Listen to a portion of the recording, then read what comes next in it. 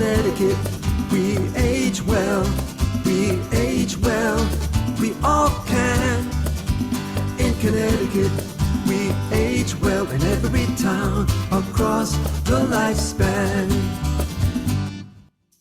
Welcome to the Age Well Academy, celebrating that our communities are stronger when we all belong.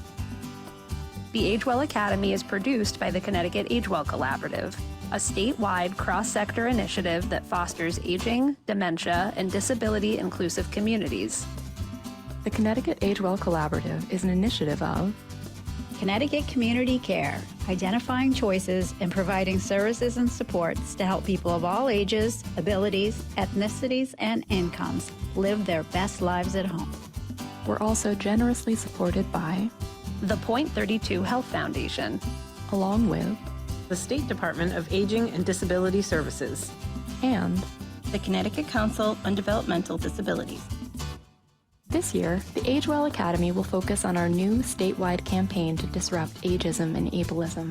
We'll offer an invitation to co-create the campaign with us, share opportunities for education and support, advise on how to adapt and locally implement your own campaign, and lift up inspiring efforts that are happening in Connecticut to create a deeper sense of belonging for all residents. Welcome to the 2024 Age Well Academy.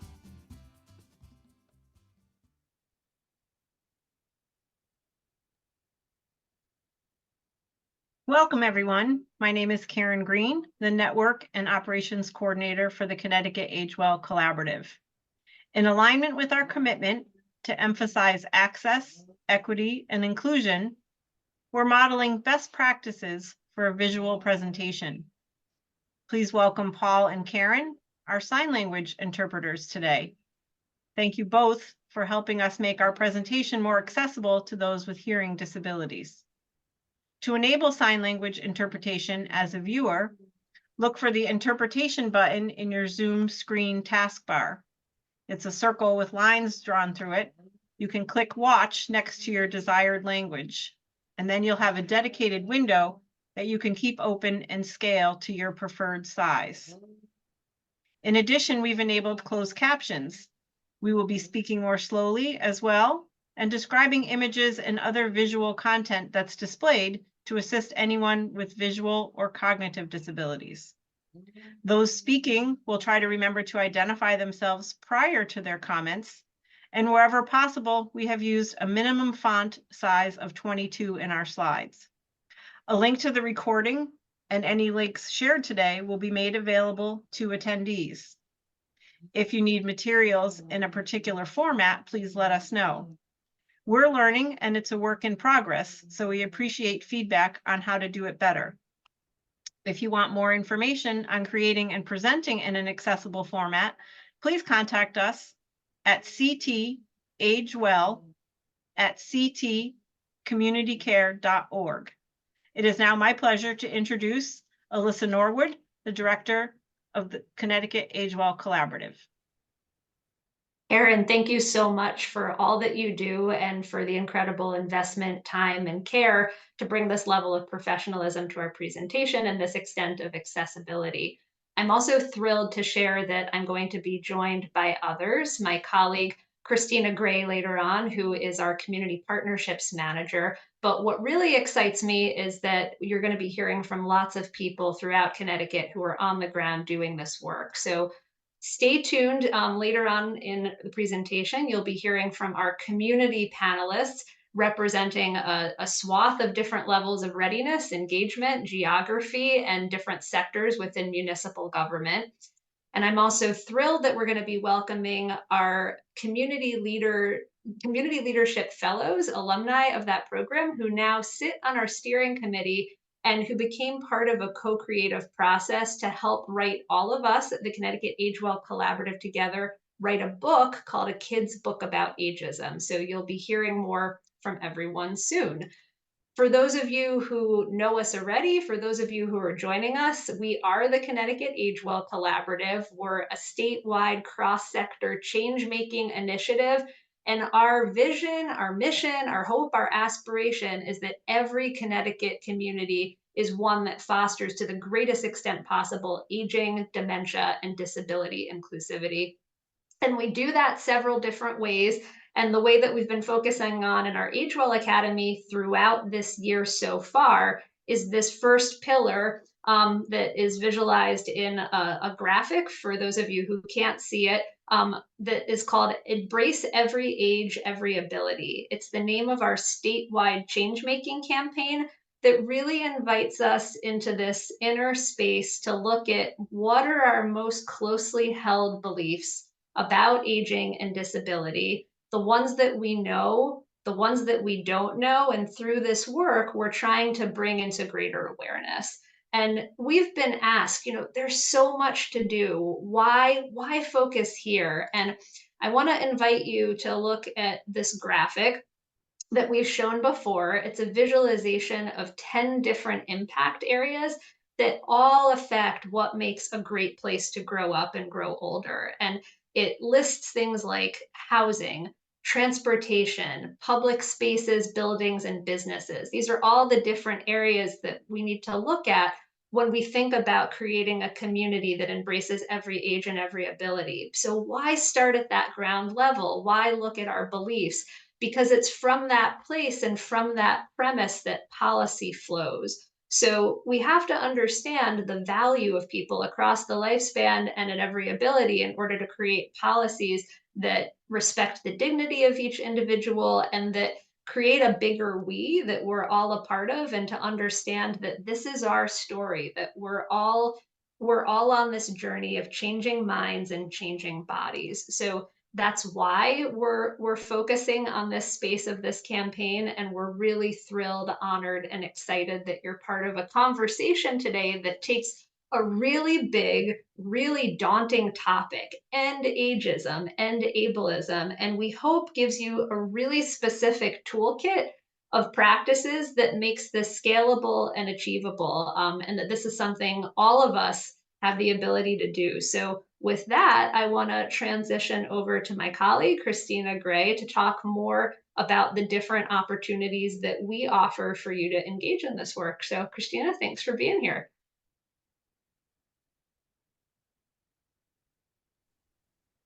Thank you for having me. This is Christina Gray speaking. So Alyssa gave us a lofty goal, ending ageism and ableism. How are we going to go about that? So let's talk about our approach. So our approach starts with promoting dialogue, and specifically we chose dialogue versus conversation because when you are engaging in dialogue, the primary purpose is understanding. Can you understand the issue? Lots of folks want to jump into, well, what do we do? What is our plan?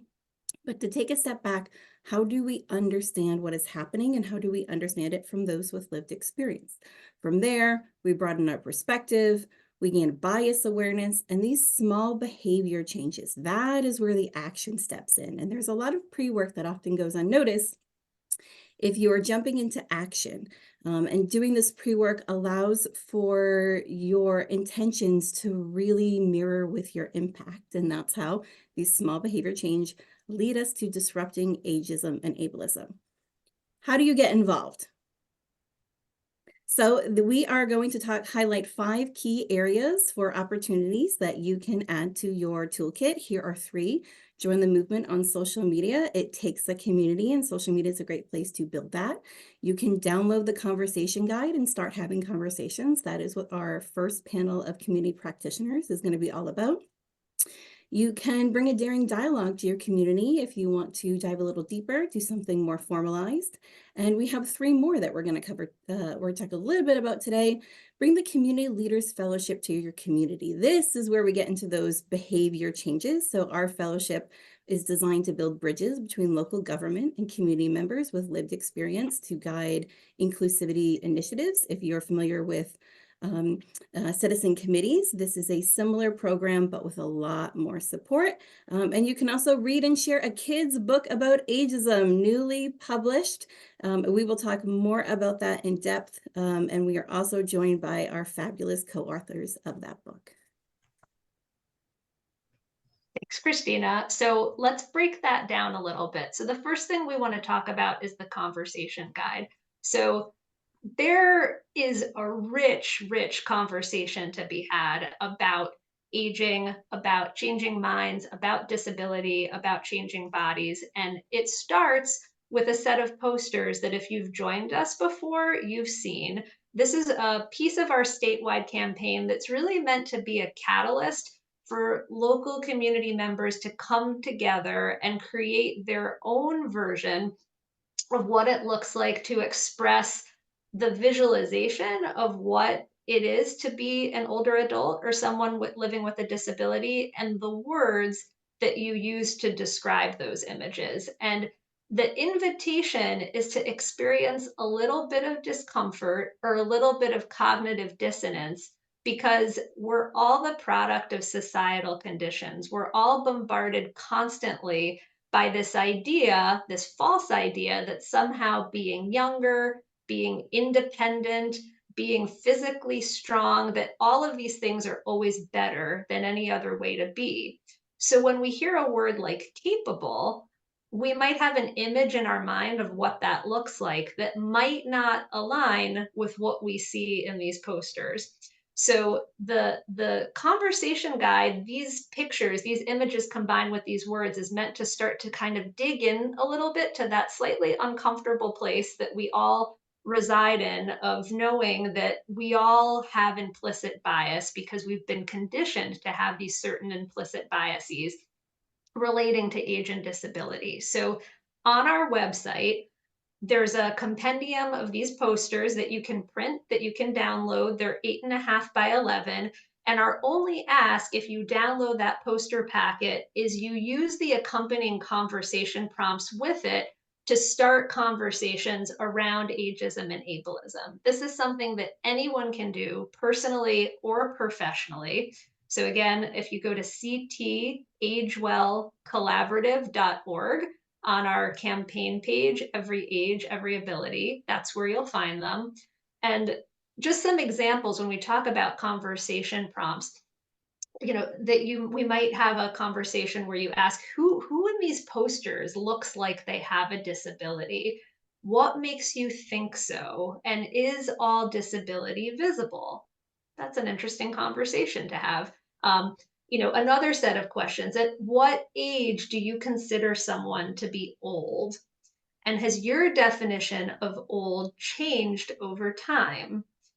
And then the last interesting question among many is, do you think age and ability are interconnected? Why or why not?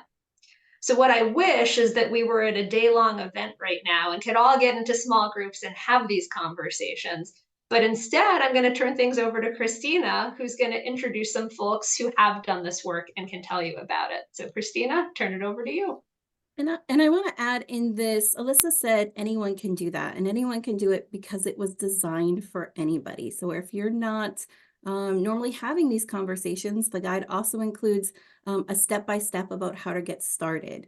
It includes tips for having a great conversation if you are nervous about having it with somebody who maybe is going to think differently from you, in addition to these variety of questions. And we are joined by this fantastic panel. I would like to welcome them all on screen. And there we go. Hi, Joel. Thank you. So I'm going to welcome them on screen. They are going to be able to introduce themselves far better than I could. So I will invite each of our panelists, please tell us your name, your role in your organization, and why you chose to use this toolkit to advance your mission. So let's kick it off with Sophia. Hello, good morning, good day, good afternoon from wherever you're streaming in from. My name is Sophia Blenman. I use she, her, and ea pronouns.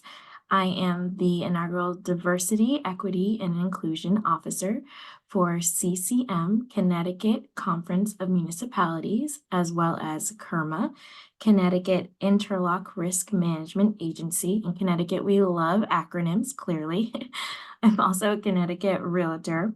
And why I chose to use the toolkit, because we've been having a loving and also curious community and our staff population at the organization that are interested in having more conversations that they might not have, whether it's in their daily work life or their family life, to be honest. So looking forward to diving into that question a little bit more. I know this is just introduction, so I'll pass it back to Christina. Thank you. And Justin, welcome, and please introduce yourself to our guests. Hi, I'm Justin Lopez, the Elderly Services Care Coordinator for the town of Enfield. I got involved with this and chose to use this toolkit to kind of like better serve the residents of our community, because we have a lot of programs, but everything's a little bit disconnected, and we're in the process of trying to connect everything through a new coalition, the Mental Health Awareness Coalition.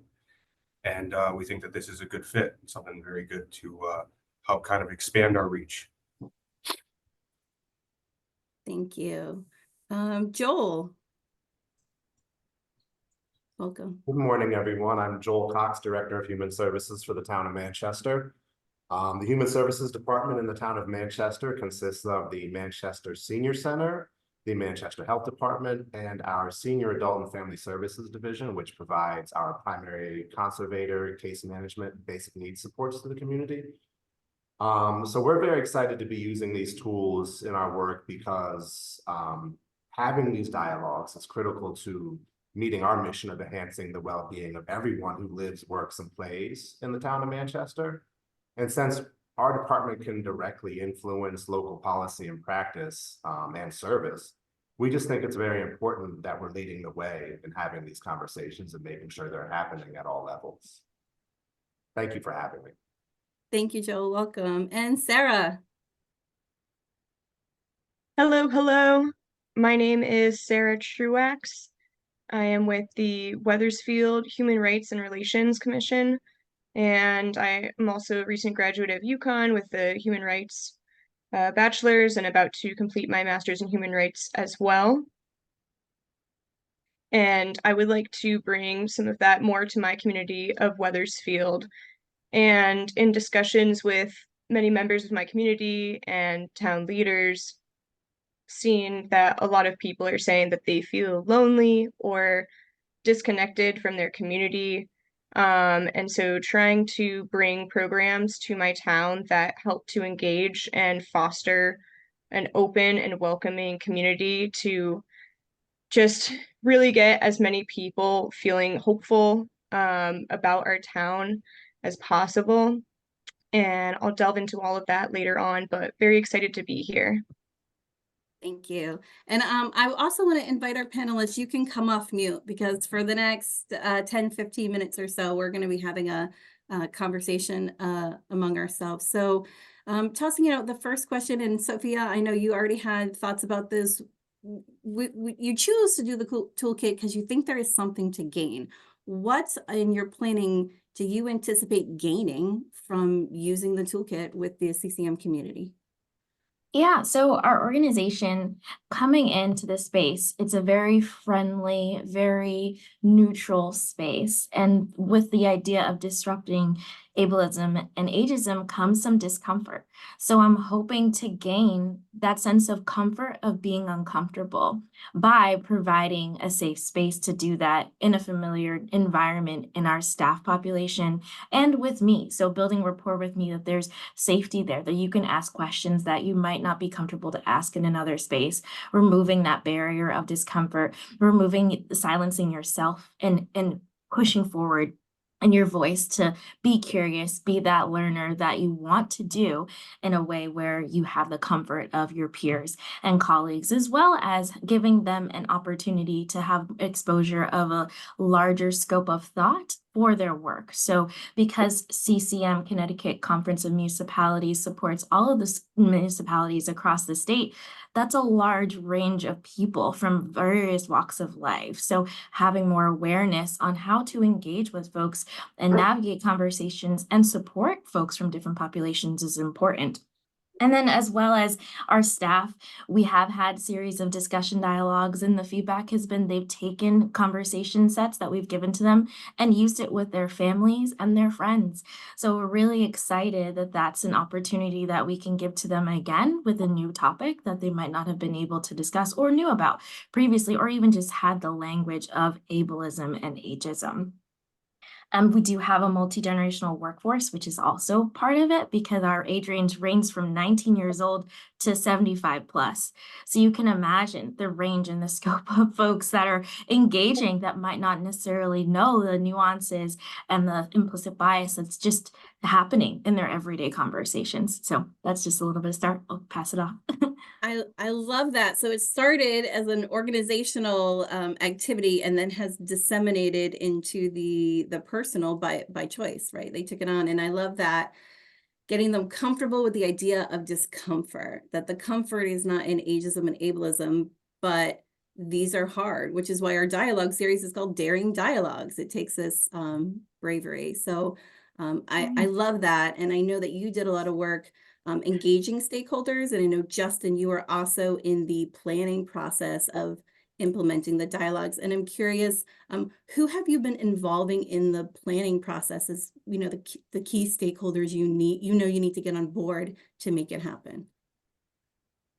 So obviously our supervisors, but also some of our staff. It's kind of like a firm belief that if you're not trying to progress and challenge your open-mindedness and your understandings of certain populations, if you're not challenging that, then you're not really doing effective work. And so it's a lot of like our own staff, but also the Senior Center, Commission on Aging. Commission on Aging actually usually they do like a symposium every year, and they try to bring something new like this to that. And so we're trying to cooperate with them and the Senior Center and like Trinity and Grandparents Raising Grandchildren is another program that we have. But yeah, we're just trying to broaden it out at first with people that are already interested in hosting an event like this to try and get like it on the ground and moving. Yeah, sometimes there's this question of, do we start with the people who are already interested, or do we start with the highest up and who has the power to implement? And when we're talking about movement building, what you're saying about starting with the folks that are interested to build momentum is key. I love that. And you know, Joel, you were talking about the enhancing the well-being of everyone, right? So Justin is starting with those who are already interested and bringing other folks on board. And I loved what you said in your intro about, we think this is going to enhance the well-being of everyone. Can you talk a little bit more about how you see that and what do you think Manchester has to gain from specifically a conversation on ageism and ableism? Sure. So, you know, I had this conversation or started this conversation using this toolkit with my core leadership staff. And, it was really sort of daunting at first, right? Because you have to grapple with your own sort of issues and concerns about your own aging, your own abilities, and you have to put a spotlight on deficiencies that may be in your department or in the community that you're serving.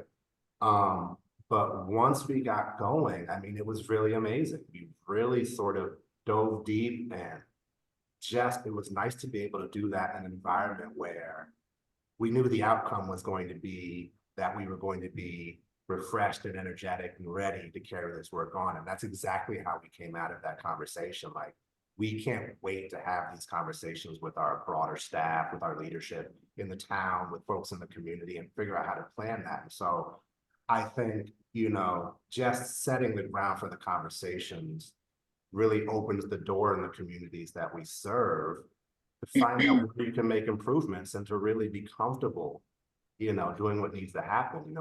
My department has the ability to really influence local practice and policy and procedure, and there's really no better place to start those conversations. So I really think this is just a great opportunity just to do better for the people we serve.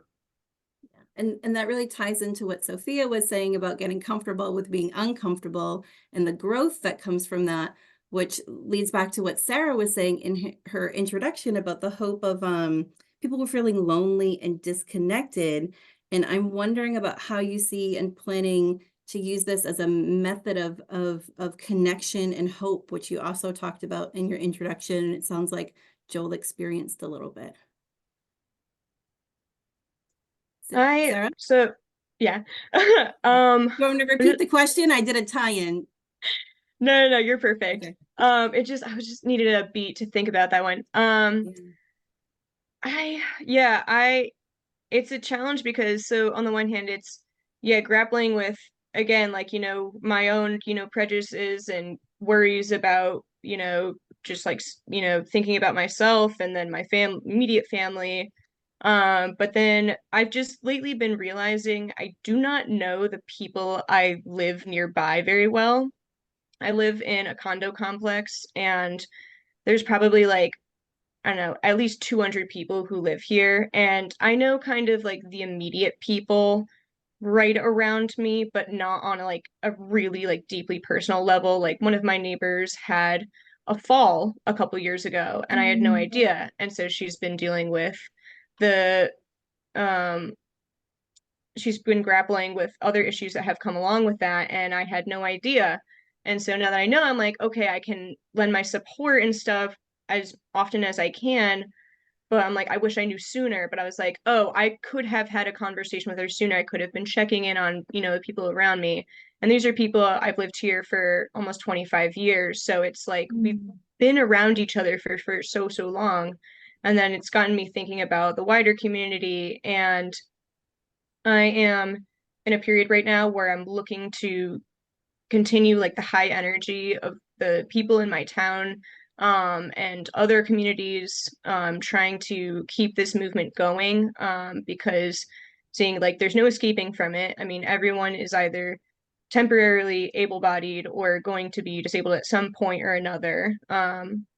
And so figuring out, okay, first of all, how do we age gracefully? I feel like a lot of places in this country, we age like crap, excuse my friend, but it is not something that has to be this way. And letting people know, like, there is like another option for this and that we can be engaging in every single sector, is something that absolutely needs to be done and something that more importantly, like I want to happen. Does that answer the question? It does. I love that. And I'll let the authors talk about it in the book, but there's a line in the book along the lines of there can be a different way. It doesn't always have to be that way, in that notion of hope. And Sarah, I loved what you said is, I wish I knew sooner. And the four of you are in a space of you're in it right now. And there are people joining us who are not in it the way that you knew. That you are. And we have, with our few minutes left, I'm hoping we can do a round robin of what advice do you have for people considering and launching this, of like what did you wish you knew sooner about using this daring dialogue? And we'll do that popcorn style, who's ever ready. I guess I can, the one thing that I wish I had was just that I had started it sooner. And that I think that don't ever be afraid to admit that you haven't done enough in this work. Because I think that's the one big thing that me and my team talk about, is that we're supposed to be the professionals at the head of this, right? And so it's hard for us to go out and say, we haven't done enough and we need to do more. But that's okay. Yeah, it is. And so we just accept the fact that to serve the most people, we're always going to need to do more work. And this is just a part of that. So just start as soon as you can, I guess, would be my advice. Yes. We're getting some great future taglines from this panel. I love that. Who's next? Sophia, you look like you're going to jump in. Yeah, I can't tell someone's on mute. I can pop in and just share that it can be as simple as putting the poster somewhere. So we posted all of the posters, images of the poster set throughout our entire office, and that sparked curiosity. And then our second part of it was we are hosting an event where we're having the Connecticut Age Well Collaborative come in and speak. And the third part is, okay, some folks might still feel like that's a lecture style or can be more professional development environment. So we're hosting just a regular conversation. Just come in if you're comfortable. Provide different ways for people to engage at their comfort level while also exposing them in a way that's different and new. So visual representation is also important. And then we do have a lot of parents in our community. So we're buying a book and we're going to raffle it off. So that way everyone loves something free, right? When it's a gift, oh my goodness. But it's also our way of getting it in your hands and getting it into your family's home and their conversations and the dinner table. It's a step and it's a way to engage everybody, both in the office and outside. Love that. Justin? Yeah, I'll actually just kind of a repeat of earlier, but it's like I said, it challenges open-mindedness. It's one of those things where you think that you don't believe this or you don't think this way, but the way that it is prompted, the way that it's created, is that it challenges your internal monologue on some of the people that you work with or some of the people you meet. And it's interesting. It's certainly an easy thing to do. You can do it with friends or family or coworkers. I know Sarah said that earlier on, that's something that she did. And I mean, the way that I got involved in the first point was I just found out that a town near us was the pilot town. I think it actually was Wethersfield. And I asked to join, and that was it. So honestly, that might be the best option, because I went and it was something entirely different than I expected, and I thought it was amazing. So that's how we ended up here. Thank you. And Sarah, you sparked it, so close us out. What did you wish you know sooner? What's your advice to the folks listening about how to get started with this conversation guide? I would say do it scared. Do it if like you don't even have the energy to do it, because it will give you energy doing it. You're going to be better off for having done it. So that's pretty much it. I mean, anytime I've had to do something that I'm nervous to do or I'm not really sure how to begin, you just have to start. Just knock on somebody's door and say, "Hey, do you have a minute or something?" Or if you see somebody out walking their dog, say, "Hey, can I walk with you for a little bit?" Just get out there, leave your house. I love that. Do it scared. Do it scared. Thank you so much for joining us. There is a Q&A, so if you have questions for our panelists, you can pop those in the chat, and they have the capacity to write you responses. Thank you so much for joining us, and we look forward to hearing how they all pan out. So Justin mentioned going to a daring dialogue in Wethersfield, and Sarah mentioned do it scared. So we anticipated some of this, which is why we have a daring dialogue. So if you want to download the conversation guide and do the process on your own, which is what our panelists have done, there's also an option for a daring dialogue, which is where we will come and work with you in support to host a 2.5-hour workshop. So what's a daring dialogue? Let's go into it. So workshop, first and foremost, to build awareness and momentum in your community. When I meet with folks, I say, it shouldn't be another thing you have to do. It is in service to the work you are already trying to do or the goals that you already have. And the reasons why it's in service is because this dialogue is designed to build relationships among diverse representation of participants. And the size is aiming for about 12 to 30, but Justin and Sarah originally met at a daring dialogue, and now they're here together on a panel. There are also tools that we have to minimize the mental workload of municipal staff and leadership. We know that folks are at capacity. So we are, as part of the toolkit, it is a how-to. Here is a pre-made flyer. Here is a checklist. Here is the step-by-step process so that you all can focus on what your best is, which is having those relationships with your community. They are professionally facilitated. We do not leave you on your own the first time. I am traveling around the state to lead these conversations and guide it so it's effective, safe, and fun. And they are fully funded for a limited time. So there is an application process. It takes about 10 minutes. And for the time being, those are fully funded. So take advantage of that while you can. And we are always learning. So we mentioned we piloted it in Wethersfield, and we've learned a few things along the way. There is immense interest. I knew that it would be popular. I didn't know it would be this popular. Originally, we had a hard and fast deadline. We have changed our entire approach. So now it is an ongoing basis. So it is meeting the needs and timeline of communities. And we will also be having I'm having individual conversations, and we will be having an open information session this summer if you're interested about learning more. There's an in-person preference. So our original pilot was virtual, and the number one piece of feedback we got was, wow, this would have been better in person. So now we default to in person, but there are options for virtual if you need that as an ADA accommodation. The length is right. So it's 2.5 hours. Some folks said, can you squish it down to 1 hour? And the reality is this type of program is normally 16 hours over 2 days is normally the way that I have done these programs. And we have truncated down so it can fit into half a workday to be feasible. And it has shown that that is enough time to initiate meaningful reflection and conversations. It's not enough time for a strategy, which is not what it was designed to do, but just so you know, this is the beginning.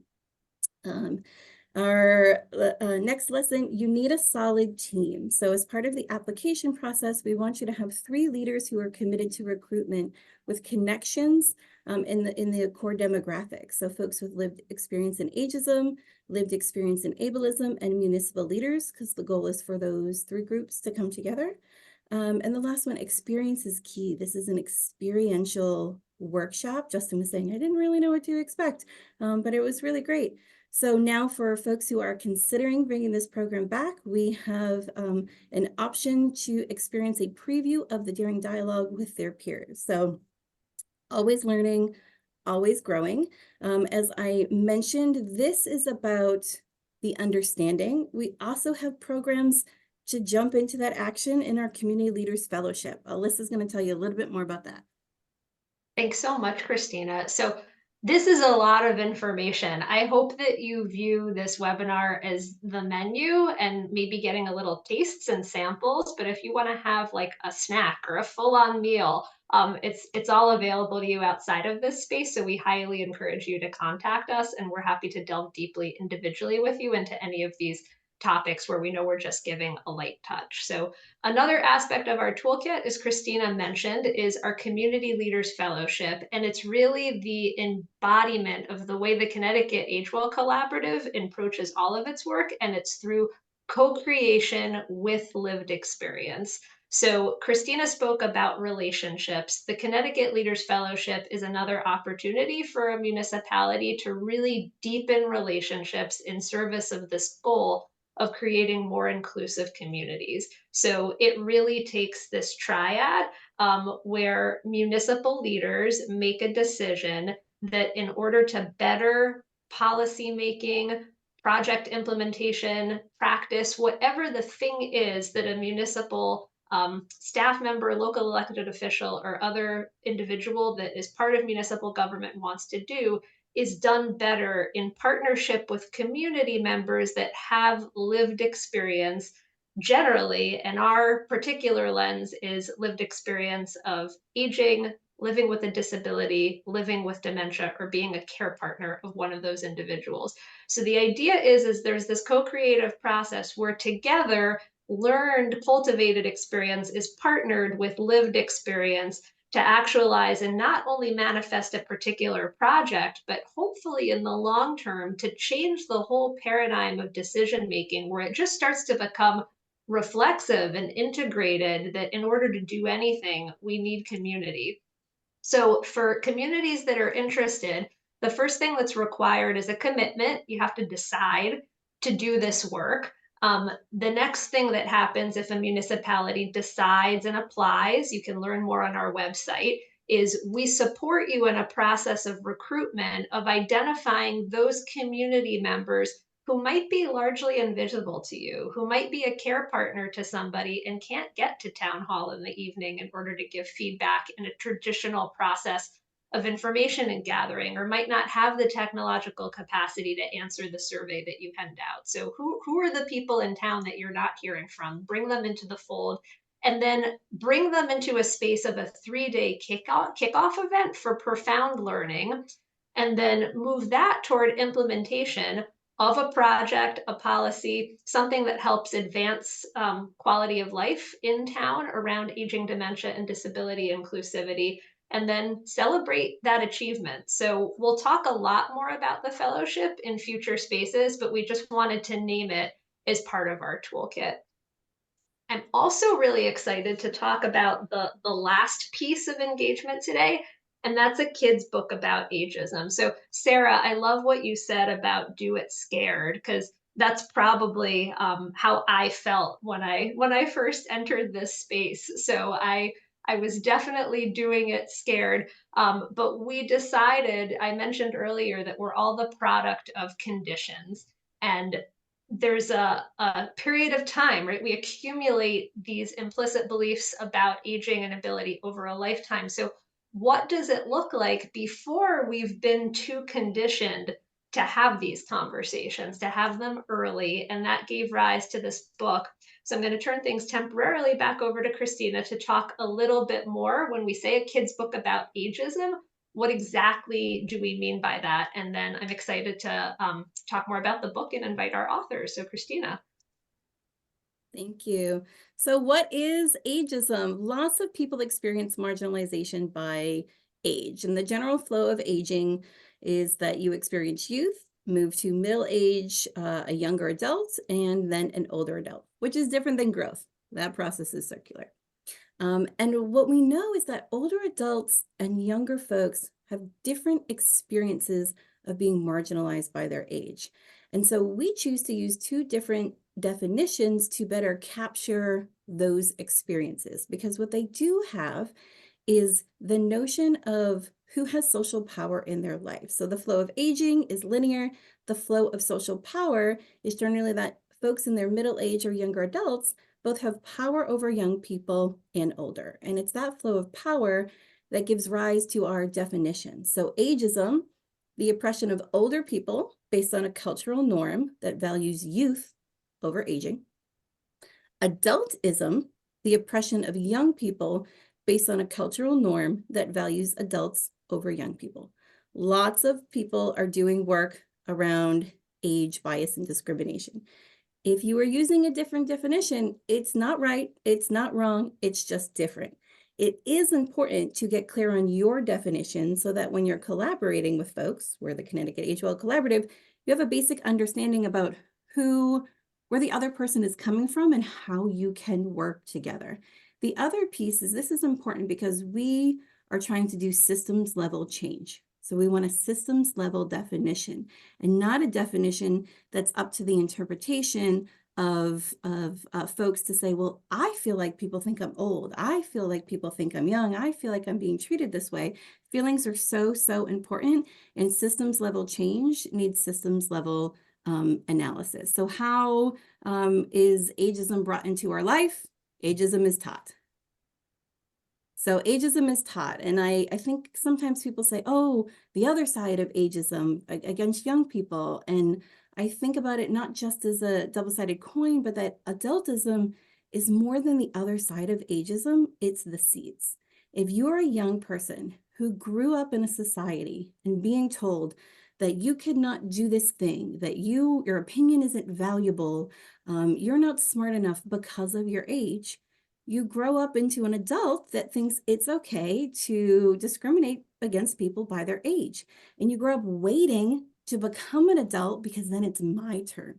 So you experience agency in midlife. And then you say, well, when I grow up, I'm going to run the team meetings this way. And when I grow up, I'm going to serve this for dinner instead of that. So you have this experience of power in midlife. And then often you don't want to give it up. And so you might either say, well, it's time for you to retire. And the second part of that often isn't said is because I want it to be my turn. It's not a justification for ageism. It's an understanding about where that might come from. So that gives rise to how folks in middle life or younger adults treat older folks, ageism. Now, the bad news is ageism is taught. The good news is ageism is taught, and we can teach a different way, which is why we have this awesome book. Which we're so excited about. And Christina, thanks for laying that groundwork, because people ask, why would you possibly, as an organization that supports municipal government and is engaged in systems level change making, why would you write a book for children? It's because this is where this begins. And a kid's book about ageism is part of a national series that's published by a kids company, our publisher, that's all about having difficult conversations and is best read, not only read, but is best read with grown-ups and children together. So it's not really just a book for children. Anyone who has read a book to a child knows that it invites personal introspection as well. So we're really excited. Another question that we wanted to address is we're an organization that addresses both ageism and ableism. So why just a book about ageism? And that's because the kids book series is part of a series of 150 different titles. We're one book, one author in that series, and they had a need for a book about ageism. They have other titles that are not books that we've been involved in, such as a kid's book about disabilities, a kid's book about long-term care, a kid's book about diversity, and a kid's book about racism, among many others. So we were filling a gap and a need by the organization, but just wanted to name that a kid's book about ableism also would be really important. It just wasn't the opportunity we were presented. So Sarah said, do it scared, and you should, but also we have you. So similar, there's a conversation guide for the campaign. We created a conversation guide for kids' book about ageism. You can download that from our website. The initial launch is designed for conversations at home, but forthcoming are versions to use for a local library program, a school curriculum for elementary school teachers. And if you are a parent like me, this guide also includes some suggestions about how to answer those tough questions, which hopefully will come up. So the book is beautiful, and this is an image as one of the spreads. It begins by saying, hi, the team of this book is a group of people growing older, just like you and everyone else. So when we got the opportunity to write this book and the Connecticut Agewell Collaborative was approached, we were told that an individual could be the author or a team could be the author, and wanting to really embrace the values that we're trying to disseminate through the model of the Community Leaders Fellowship, we wanted to take ourselves to task and say, well, how could we possibly write a book about ageism if we weren't directly tapping into the lived experience of Connecticut community members? So I'm delighted to welcome 3 individuals who are all alumni of the Community Leaders Fellowship program that we piloted last year, as well as current members of the leadership structure of the Connecticut Agewell Collaborative, and that's Lisa, Teresa, and Cynthia. So if I could invite the 3 of you to turn on your cameras and your microphones. I'm so excited that you're here. Thank you so much for shining your light and sharing your gifts. And I'm wondering if you could each introduce yourselves. And Lisa, I'll turn it over to you first. Thank you, Alyssa. So happy to be here. My name is Lisa Bress, and I kind of live at the intersectionality of age, disability, and dementia based on my relationship with myself and family members. But I'm a retired educator and former deputy mayor of Windsor. I'm a mom, a wife, a grandmother, and very happy to be here today. Thanks, Lisa. And I'm just going in order on my screen. Cynthia, could you please introduce yourself?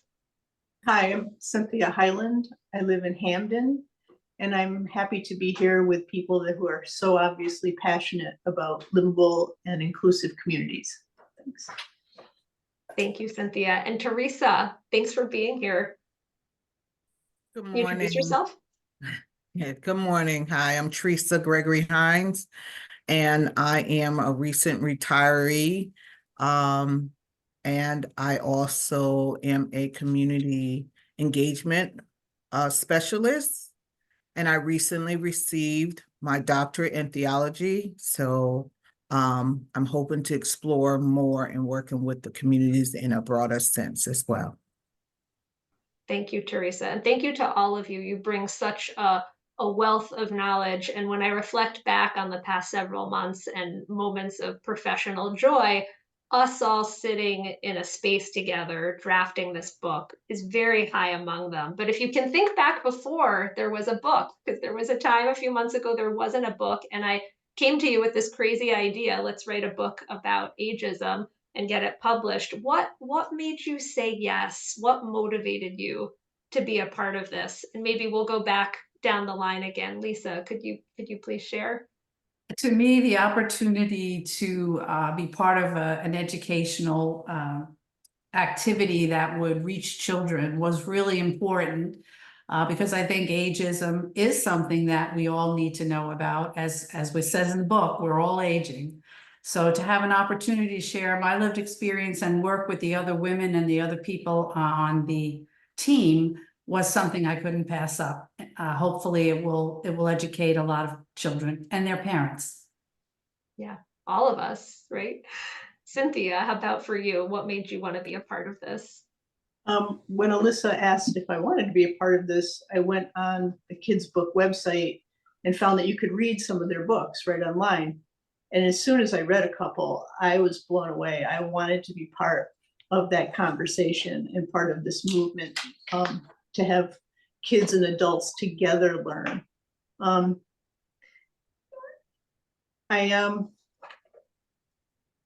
know kids hear and see everything. They just hear it all. After raising a kid, I know you can't get anything by them, but you can also introduce a lot of stereotypes into their life unknowingly. Ageism wasn't a word I even knew raising a child. So I'm sure I tripped over my own feet a lot and probably introduced different stereotypes into his life. So it was kind of a little way for me to remedy that for someone else's child. Thank you, Cynthia. And it's interesting what you said when you went on the website. I think one of the things that's also striking to me about a kids company, Christina spoke about adultism. I think many of us carry around this implicit assumption that there are some topics that are too big or complex or difficult for children to understand. And a kids company really helps disrupt that notion. So I thank Lisa and Cynthia, both of you, for naming those things. And Teresa, please tell us what made you want to be a part of this. The term was new, and I thought, I also looked at some of the other books, and I thought it would be a great way to talk about something that I would say my parents have gone through, and listening to others within my church community and watching, I thought it would be great and interesting to co-produce a book that children can start thinking about at a younger age. Yeah. And Teresa, I wanted to name and thank you. We all contributed to the book, and at some moment I didn't remember who said what, and we have this beautiful amalgam of all of our thoughts. But I do remember that one of your lines when we talked about how do you explain aging to children, you said aging is a baby getting bigger.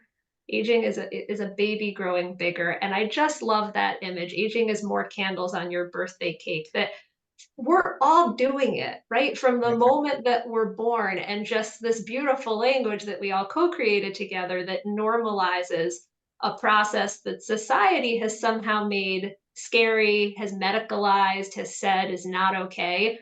This book is a counter reaction to that. So thank you for bringing that grace to the process. Many books in the Kids About series are written just by one author. This book is a little bit unusual in the extent of team collaboration in writing it. And I wonder if you each could share, and we don't need to keep going in the same order. You can just speak as you feel called.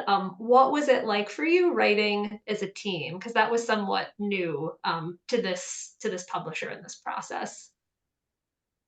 I could say for me, it was exciting to work with the women who I've been working along with through the fellow program. So it was just, I enjoyed it. I thought it was great that you can hear from others' perspective, and it just made me feel good. Yeah, we felt good having you. I thought it was a great exercise for me, particularly because I know myself well and I'm a perfectionist. So I found it was really helpful to be able to let go and learn and listen from the women in the fellowship and even the other women who were part of the process, and get the perspectives of everyone. Because in this situation, we only have our own experience. But being a part of this team, I got to hear everybody's experience and everybody's perception. And that was personally valuable to me, as well as I think why the book is so good. I really like stories about people who figure out how to do something without any experts involved, because they need to do it, because someone asked them to do it, or they just need it. I'm reminded of the anarchist road care group out in Portland, Oregon, who got tired of asking the town of Portland to fix the potholes in the road. So they learned how to do it. And it turned out there was kind of an art to it, and you know, a certain way that potholes have to be fixed. So I'm really thrilled that a group of people who are not children's book writers wrote a children's book.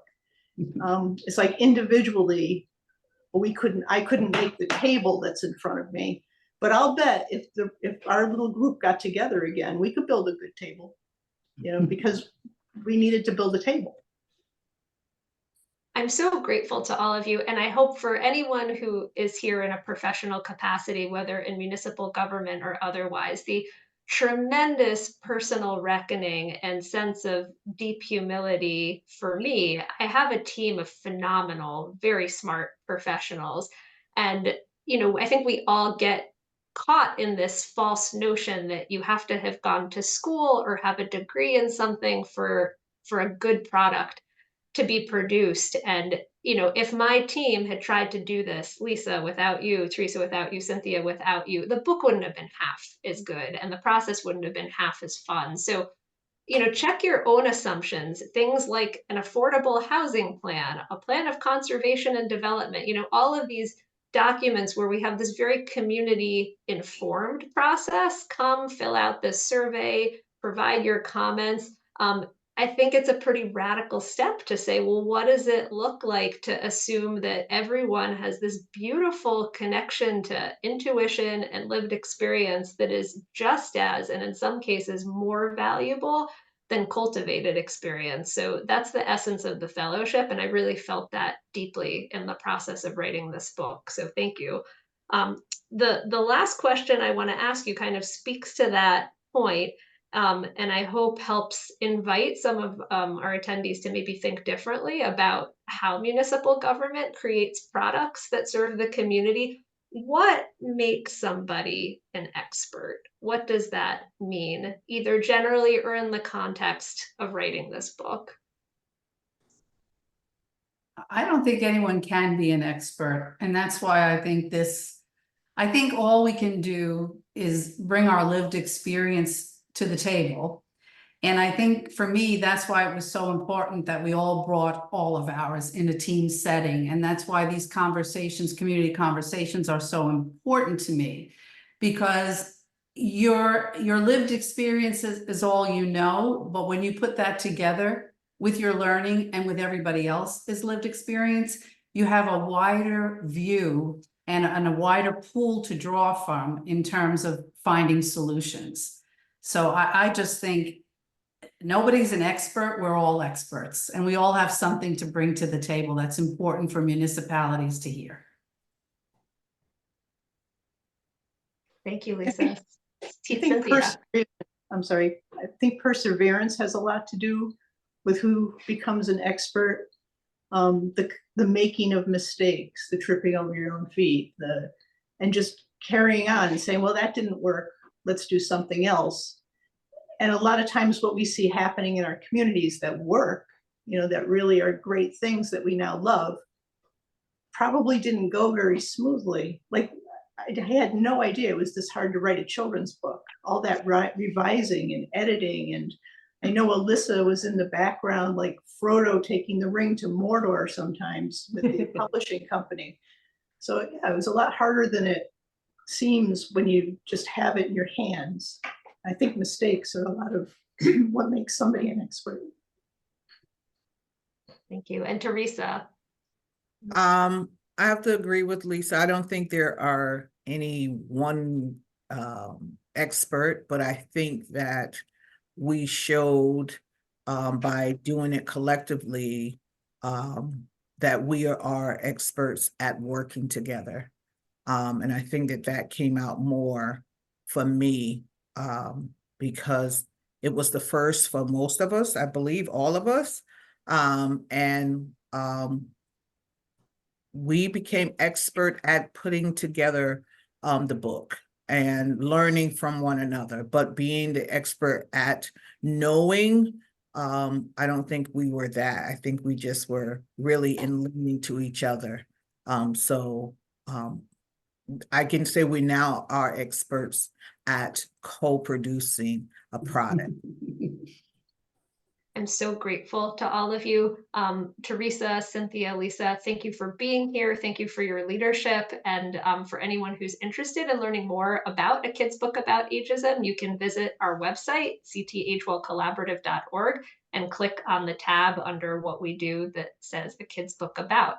I am aware of the time. It's noon. This was our scheduled end time. For those who have to leave, I honor your exit. For those who have 5 more minutes to stay with us, we're going to wrap things up, and we're excited to continue the conversation by email if you have questions at the end of the webinar that we don't have time to answer. So Lisa, Cynthia, and Teresa, feel free to turn your cameras off, and I'll take us to the final stretch of our webinar, which is a piece that just talks a little bit about what's next. So we talked a lot about the posters, and they're one aspect of this broader campaign, Every Age, Every Ability. And we also recognize that there are all kinds of different ways to tell stories, and one of those stories is through art. So these are pieces, if you're able to see, circles in mirrors in the shape of circles, as well as the letters of blocks spelling out the word vibrant, that were used to create a piece of artwork you can see on this next slide in progress on the left, that incorporate the images, the words in a very artistic way. This piece will be, along with so many other exciting opportunities, part of a first of its kind event in Connecticut called Age Well Fest. It's going to be September 12th in Meriden, with a rain date to be determined, and more information to come and a formal save the date to come out, but we just wanted to share more on that event. And before we close with our song that we had commissioned by a different artist and storyteller, Jeff McQuillan, We Age Well, I just wanted to name and celebrate as leaders that the work of co-creation is hard for many reasons, but perhaps for me personally, the hardest piece is the recognition that it requires sharing power. And Christina spoke a little bit about how the seeds are planted through early childhood experiences, that when we finally get to a place, if we're so lucky enough to have power, that it can be hard to share. But I encourage each of you to look deeply at your own closely held beliefs, to engage with the conversation guide that we heard about, to invite us into your space, to conduct a daring dialogue, and continue the Community Leaders Fellowship in all of your communities. Please apply with the goal of sharing power, because it really does elevate all of us. This idea that is a lyric in our song, we're stronger when we all belong. I hope you take this as a call and an invitation to all belong. So to all of our speakers, to all of our panelists, to all of you for making time today, thank you so much for being here, and best wishes for a wonderful rest of your day.